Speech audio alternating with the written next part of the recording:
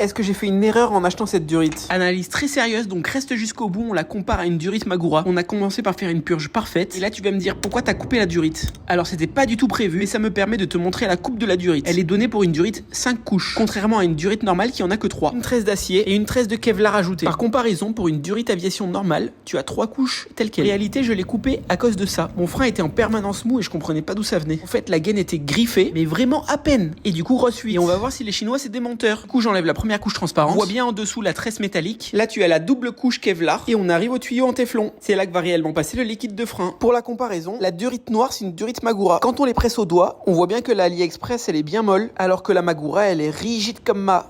Et même après avoir réglé la fuite, j'avais toujours la sensation de frein spongieux. Du coup, je suis repassé sur la durite Magura et ça n'avait plus du tout cet effet-là. Comme quoi, quand c'est bien dur, c'est mieux. Donc malheureusement, c'est vrai que malgré le style et les promesses, je ne te conseille pas vraiment cette durite. Donc ne dépense pas 15 € pour ça, mais n'hésite pas à t'abonner. Parce que sur ma chaîne, on fait tous les petits tests. Tu ne les trouveras nulle part ailleurs sur le net.